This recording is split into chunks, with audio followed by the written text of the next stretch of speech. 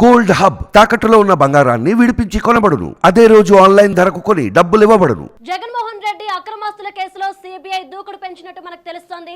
50,000 కోట్ల రూపాయల అక్రమాస్తుల కేసులో జగన్మోహన్ రెడ్డి జైలుకి వెళ్లడం అందరికీ తెలిసిందే. ప్రస్తుతం బెయిల్ మీద ఉన్న విషయం కూడా అందరికీ తెలిసిందే. అయితే సీఎం అయిన తర్వాత సిబిఐ ఈ కేసులో కాస్త నెమ్మదించినట్టు మనకు అర్థమవుతుంది. కానీ ఇప్పుడు సడన్ గా సిబిఐ ఈ అక్రమాస్తుల కేసులో దూకుడు పెంచింది. అసలు ఎందుకు ఈ మార్పు, సడన్ గా ఈ మార్పుకి కారణాలు ఏంటి అనేది మనం విశ్లేషిద్దాం. ఈ రోజు మనతో పాటు ఈ విశ్లేషణలో మా పొలిటికల్ ఎడిటర్ కట్టా కార్తిక్ గారు ఉన్నారు. వారితో మాట్లాడదాం. నమస్తే సార్. నమస్తే కార్తిక్ గారు, ఏంటి సిబిఐ జగన్మోహన్ రెడ్డి కేసులో దూకుడు పెంచినట్టు తెలుస్తోంది. సడన్ గా ఈ మార్పుకి కారణాలు ఏంటి? జగన్మోహన్ రెడ్డి మీద 2011 నుంచి సిబిఐ ఈడీ కేసులు నమోదయ్యి ఉన్నాయి. 50,000 కోట్లకు పైగా అక్రమాస్తులు సంపాదించాడు అనేటువంటి, అంటే తండ్రి పదవిని అడ్డం పెట్టుకుని, ఆ రోజు రాజశేఖర రెడ్డి ముఖ్యమంత్రిగా ఉన్నటువంటి సమయంలో తండ్రి పదవిని అడ్డం పెట్టుకొని అక్రమాస్తులు సంపాదించాడు, సూట్ కేసు కంపెనీల రూపంలో డబ్బులను హవాలా రూపంలో మార్చుకున్నాడు అనేటువంటి కేసులు ఆయన మీద సిబిఐ ఈడీ కేసులు నమోదయ్యి ఉన్నాయి. అప్పటి నుంచి దాని మీద ఆయన జైలుకు కూడా పోయి వచ్చారు. ప్రస్తుతం బెయిల్ మీద ఉన్నారు. గత 10 సంవత్సరాలుగా ఆయన బెయిల్ మీదే ఉన్నారు. అయితే వాస్తవానికి ఆయన ప్రతి శుక్రవారం కూడా సిబిఐ కోర్టుకి హాజరయ్యి తన వివరణ ఇవ్వాల్సి ఉంది. కానీ వ్యక్తిగత హాజరు విషయంలో మినహాయింపుని ఆయన కోరుతూ ఉన్నారు. అయితే 10 సంవత్సరాల కాలంగా సిబిఐ విచారణ నెమ్మదిగా నడుస్తూ ఉంది. అది పెద్దగా స్పీడ్గా నడవట్లేదు. ఆ కేసులో ఏం జరుగుతుంది అన్నది కూడా ఎవరికి అర్థం కాకుండా పోయింది. ఆ కేసులు ఉన్నాయా పోయాయా అన్న పరిస్థితి కూడా తెలియకుండా పోయింది అనేటువంటి చాలామంది అవ్వాలి. కానీ ఎప్పుడు లేని విధంగా మనం కొత్తగా సిబిఐ జగన్ లండన్ టూర్ విషయంలో గత 10 సంవత్సరాలుగా చాలాసార్లు ఆయన విదేశీ టూర్లకు వెళ్ళాడు. ఏ రోజు ఆయన విదేశీ టూర్ని అప్డేట్ చేయనటువంటి సిబిఐ మొన్న రీసెంట్గా మాత్రం జగన్ లండన్ పోవటానికి వీల్లేదు, అతను కేసులను స్పీడప్ చేయబోతా ఉన్నాం, ఈ టైంలో ఆయన లండన్ పోవటానికి కుదరదు, ఆయనకి పర్మిషన్ ఇవ్వకండి అని కోర్టులో పిటిషన్ వేసింది సిబిఐ. కానీ గతంలో ఆయన చాలాసార్లు పోయి రావటం వల్ల ఆయన కోర్టు పర్మిషన్ ఇచ్చి ఉండొచ్చు. కానీ సిబిఐ మాత్రం ఆయన పర్మిషన్ ఇవ్వడానికి నిరాకరించింది. సిబిఐ నిరాకరణ పిటిషన్ వేసిందంటేనే జగన్మోహన్ రెడ్డి విషయంలో స్పీడప్ పెంచింది అని అర్థం. గతంలో లేని స్పీడప్ ఇప్పుడే ఎందుకు పెంచినా దానికి కారణాలు మీకు చెప్పే ప్రయత్నం చేస్తాను. వాస్తవానికి రఘురామకృష్ణరాజు సుప్రీంకోర్టులో పిటిషన్ వేసి ఉన్నాడు సిబిఐ తీరు మీద. జగన్ కేసుల్లో సిబిఐ ఉపశమనం ప్రదర్శిస్తూ ఉంది, కావాలని ఉదాసీనత ప్రదర్శిస్తూ ఉంది, చాలా లేట్గా విచారణ చేస్తూ ఉంది, స్పీడప్ చేయట్లేదు, ఆ కేసులు పక్కన పడేసింది అనేది రఘురామకృష్ణరాజు పిటిషన్ వేశాడు. ఆయన ఎందుకు బెయిల్ క్యాన్సిల్ చేయట్లేదు? ఎందుకంటే 3,000 సార్లు పైగా విచారణ రాకపోయినా సరే, అనేక సార్లు విచారణకు సహకరించకపోయినా సరే, ఎందుకు జగన్ కేసుల్లో ఆయన బెయిల్ క్యాన్సిల్ చేయట్లేదని రఘురామకృష్ణరాజు సుప్రీంకోర్టులో పిటిషన్ దాఖలు చేశాడు. సుప్రీంకోర్టు సిబిఐకి మొట్టికాయలు వేసింది. ఇన్ని సంవత్సరాలు ఒక కేసును విచారిస్తారా? ఇన్ని సంవత్సరాల పైగా ఈ కేసును విచారిస్తున్నా కూడా ఈ కేసులో నిజ నిజాలు బయట తీసుకురాలేకపోయారని కోర్టు సిబిఐకి నోటీసులు జారీ చేసిన తర్వాత సిబిఐ ఇప్పుడు ఉలిక్కిపడి నిద్రలేచి కేసులను స్పీడప్ చేసిన పరిస్థితి మనం చూస్తూ ఉన్నాం. ఇప్పుడు ఇన్నాళ్ళు అంతే 22 పార్లమెంట్ సీట్తో 151 అసెంబ్లీ సీట్లో ఇటు రాష్ట్రంలోనూ అటు కేంద్రంలోనూ జగన్మోహన్ రెడ్డి అటు పార్లమెంట్లోనూ ఇటు రాష్ట్ర అసెంబ్లీలోనూ బలంగా ఉన్నాడు. కాబట్టి జగన్మోహన్ రెడ్డి అవసరం కేంద్రానికి ఉంది, అంటే రాజ్యసభలో అవసరం వస్తుంది. కాబట్టి కేంద్రం కూడా జగన్మోహన్ రెడ్డి చూసి చూనట్టు పోయింది. వాస్తవం ఏంటంటే వాళ్ళతో చంద్రబాబు నాయుడు ఎలాగో లేడు కాబట్టి జగన్మోహన్ రెడ్డి వాళ్ళతోనే ఇండైరెక్ట్గా ఉంటూ వస్తున్నాడు. కాబట్టి కేంద్రం వాళ్ళతో ఉపశమనంగా ఉంటూ వచ్చింది. కానీ ఇప్పుడు అదే కేంద్రంలో ఉన్న అధికారంలో ఉన్న బీజేపీ మళ్ళీ అధికారంలోకి వస్తుంది అని ఆశలు ఉన్న బీజేపీ టీడీపీతో పొత్తు పెట్టుకుంది ఒకవైపు. రెండోది ఏంటంటే ఎన్డీఏ కూటమిలో టీడీపీ చేరిన తర్వాత వైసీపీతోనే ఇండైరెక్ట్ ఫ్రెండ్షిప్ కట్ అయిపోయింది. ఇండైరెక్ట్ ఉన్న ఫ్రెండ్షిప్ కట్ అయిపోయిన తర్వాత ఆటోమేటిక్గా కేంద్ర పరిశీలనలో ఉన్నటువంటి సిబిఐ సంస్థ తన వేగాన్ని పెంచే అవసరం ఖచ్చితంగా కనపడతా ఉంది, తన వేగాన్ని పెంచే ప్రయత్నం చేస్తూ ఉంది.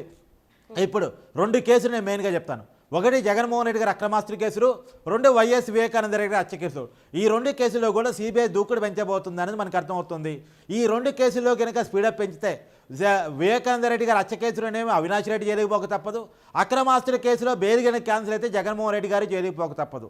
ఒకవేళ ఈ కేసులో నిజ నిజాలు తేలితే ఆటోమేటిక్గా శిక్ష పడే అవకాశం ఉంది, జగన్మోహన్ రెడ్డి గారు జైలుకి పడే అవకాశం ఉంది. అది కాకుండా ఇప్పుడు శిక్ష పడేదాకా కేసు అవసరం లేదండి. ఆల్రెడీ 3,000 సైగా హాజరుకి, అంటే సిబిఐ విచారణకి జగన్మోహన్ రెడ్డి గారు హాజరు కాలేదు. కాబట్టి సిబిఐ బెయిల్ని క్యాన్సిల్ చేయడానికి కోర్టులో పిటిషన్ దాఖలు చేసే అవకాశం కనపడతా ఉంది. జగన్మోహన్ రెడ్డి ఫిజికల్గా విచారణకు రావాలని చెప్పేసి కోరే అవకాశం కూడా కనపడతా ఉంది. సో ఫిజికల్గా రావాలి. కార్తిక్ గారు, ఇదంతా చూస్తుంటే ఇటు సిబిఐ దూకుడు పెంచిన విధానం కూడా చూస్తుంటే మళ్ళీ జగన్మోహన్ రెడ్డి జైలుకి వెళ్తాడేమో అన్న అనుమానాలు వ్యక్తమవుతున్నాయి. నిజంగానే మళ్ళీ జగన్మోహన్ రెడ్డి జైలుకి వెళ్ళే అవకాశాలు ఉన్నాయంటారా? ఎస్, జగన్మోహన్ రెడ్డి గారు అధికారాన్ని కోల్పోతే జైలుకి పోయే పరిస్థితులు క్లియర్గా కనపడుతూ ఉన్నాయి. ఎలా కనపడుతున్నాయి అంటే మీకు కొన్ని ఉదాహరణలు కూడా చెప్పే ప్రయత్నం చేస్తాను. ఒకటి, ఆయన మీద 2011 నుంచి ఉన్నటువంటి జగన్ అక్రమాస్తుల కేసులు ఒకటైతే, అది కాకుండా రేపు కూటమి అధికారంలోకి వస్తే చంద్రబాబు నాయుడు పెట్టబోయే కేసులు కూడా కొన్ని ఉంటాయి. ఎందుకంటే చంద్రబాబు నాయుడు కసిగా ఉన్నాడు. ఆయన్ని 50 రోజులకు పైగా జైల్లో ఉంచడం మీద ఏ తప్పు చేయలేదు, నేను నన్ను 50 రోజులకు పైగా జైల్లో ఉంచారు. అందులో 60 రోజుల కాలంలో 6 కేసులు పెట్టారు, నన్ను వేధించే ప్రయత్నం చేశారు, ఎలక్షన్ దాకా కూడా జైల్లో ఉంచే ప్రయత్నం చేశాడు జగన్మోహన్ రెడ్డి. న్యాయస్థానాల్లో పోరాటం వల్ల నాకు బెయిల్ వచ్చింది, కానీ జగన్మోహన్ రెడ్డి ప్రయత్నం మాత్రం ఎలక్షన్ దాకా నన్ను జైల్లో ఉంచాలని, అలాంటి జగన్మోహన్ రెడ్డిని ఎట్టి పరిస్థితుల్లో వదలకూడదని చెప్పేసి టీడీపీ కార్యకర్తలు, టీడీపీ నాయకత్వం కోరుకుంటుంది. కాబట్టి ఖచ్చితంగా ఆయన మీద కొన్ని కేసులు పెట్టే పరిస్థితి మనకు కనబడుతూ ఉంది. ఉదాహరణ కొన్ని కేసులు మీకు చెప్పే ప్రయత్నం చేస్తాను. ఇప్పుడు ఏపీ మద్యం స్కామ్ ఉంది. మొన్న కిరణ్ కుమార్ రెడ్డి గారు కూడా కామెంట్ చేశారు, బీజేపీ ఎంపీ అభ్యర్థి. ఆయన కూడా కామెంట్ చేసే ప్రయత్నం చేశారు. ఢిల్లీ లిక్కర్ స్కామ్, తలదన్నే లిక్కర్ స్కామ్ ఏపీలో జరిగింది. ఏపీ లిక్కర్ స్కామ్ అంటే భూములు, ప్రెసిడెంట్ గోల్డ్ మెడల్లు, స్పెషల్ స్టాటస్ల పేరుతో మద్యం అమ్మకాలు కొనసాగించేసి, అది కూడా క్యాష్ రూపంలోనే, కేవలం క్యాష్ అండ్ క్యారీ అంటే ఫోన్పేలు, పేటిఎంలు, డిజిటల్ ట్రాన్సాక్షన్ లేకుండా కేవలం క్యాష్ అండ్ క్యారీ పద్ధతిలోని డబ్బులు పెద్ద ఎత్తున స్వాహా చేసింది వైసీపీ, జగన్మోహన్ రెడ్డి అనేది ఆల్రెడీ ఆరోపణలు ఉన్నాయి. కాబట్టి ఏపీ లిక్కర్ స్కామ్ మీద ఖచ్చితంగా సిట్తో విచారించే అవకాశం కనపడతా ఉంది. 2, వైజాగ్లో భూములు కుంభకోణం, భూములు కబ్జాలు, వాటి మీద ఖచ్చితంగా ఆయన కట్టుకున్న ప్యాలెస్ ఏదైతే ఉందో వైజాగ్లో, దాని మీద కూడా కొత్తగా కేసులు పెట్టే పరిస్థితి మనకు కనపడతా ఉంది. అది కాకుండా కూడా కొత్త కేసులు, గనుల కుంభకోణం, ఇసుక కుంభకోణం, ఇవి ఆటోమేటిక్గా అనేకమైనటువంటి కేసులని జగన్మోహన్ రెడ్డి ప్రభుత్వం మీద జగన్మోహన్ రెడ్డి తన ప్రభుత్వ హయాంలో చేసిన అవినీతి అరాచకాల మీద ఖచ్చితంగా చంద్రనాయుడు అధికారంలోకి వచ్చే కేసులు పెట్టే పరిస్థితి కనపడతా ఉంది. అయితే పాత కేసులు, లేదంటే రాబోయే కొత్త కేసులు, ఏదో కేసులో జగన్మోహన్ రెడ్డి గారు జైలు జీవితాన్ని మళ్ళా చూడక తప్పదు అనేటువంటి రాజకీయ విశ్లేషణ అయితే రాజకీయాల్లో వినపడతా ఉంది. కార్తిక్ గారు, మరి ఈ విధంగా చూసుకుంటే కనుక ఒకవేళ జూన్ 4వ తారీఖున వచ్చిన ఎలక్షన్ ఫలితాల్లో జగన్మోహన్ రెడ్డి గెలిచి మళ్ళీ సీఎం అయితే, మరి సిబిఐ కేసుకు సంబంధించి ఏ విధంగా ఉండబోతుంది? ఒకవేళ ఓడిపోతే జగన్ పరిస్థితి ఏంటి? వాస్తవానికి టెక్నికల్గా చూసినప్పుడు జగన్మోహన్ రెడ్డి గారు సిబిఐ సీఎంగా ఉన్నా ఉండకపోయినా సిబిఐ దూకుడిగా వెళ్లాల్సిందే. సిబిఐ తన కేసుగా విచారించాల్సిందే. ఇప్పుడు ఎగ్జాంపుల్, ఢిల్లీ లిక్కర్ స్కామ్లో ముఖ్యమంత్రిగా ఉన్న కేజ్రీవాల్ని అరెస్ట్ చేయలేదా, విచారించట్లేదా? అంటే సీఎంగా ఉండటం అనేది కేసులకు మినహాయింపు కాదు. కానీ కేంద్రం ఉదాసీనత వల్ల జగన్మోహన్ రెడ్డి గారికి ఉపశమనం దక్కుతూ ఉంది. ఇప్పుడు కేంద్రం ఉదాసీనంగా ఉండే అవకాశం ఉండబోదు. ఎందుకంటే ఆల్రెడీ ఎన్డీఏలో చంద్రబాబు చేరాడు. కాబట్టి ఎన్డీఏతో ఇప్పటివరకు ఇండైరెక్ట్ ఫ్రెండ్షిప్ కొనసాగిస్తున్న వైసీపీతో మైత్రి బంధాన్ని బీజేపీ తెంచుకోవచ్చు. బీజేపీతో మైత్రి బంధాన్ని కనుక వైసీపీతో ఉన్న మైత్రి బంధాన్ని కనుక బీజేపీ తెంచుకుంటే ఖచ్చితంగా జగన్మోహన్ రెడ్డి గారి కేసులు స్పీడప్ అయ్యే అవకాశం ఉంది. ఖచ్చితంగా జగన్మోహన్ రెడ్డి గారు రాబోయే కాలంలో మరోసారి, కాకపోతే ఏంటంటే జగన్మోహన్ రెడ్డి సార్ మరోసారి అధికారంలోకి వస్తే స్టేట్లో ఇప్పుడు నేను చెప్పాను కదా, ఏపీ మద్యం స్కామ్కి సంబంధించి కానీ, ఇసుక కుంభకోణాలకు సంబంధించి కానీ, ఈ కేసుల విషయంలో చంద్రనాయుడు మళ్ళీ కొత్తగా సిట్ పేరుతో విచారణ చేసే అవకాశం ఉండదు. ఆ కేసుల విషయంలో ఉపశమనం దక్కొచ్చు, కానీ అవి కూడా కేంద్రం విచారించవచ్చు. చూడాలి మరి. Okay, right. Thank you so much Karthik గారు.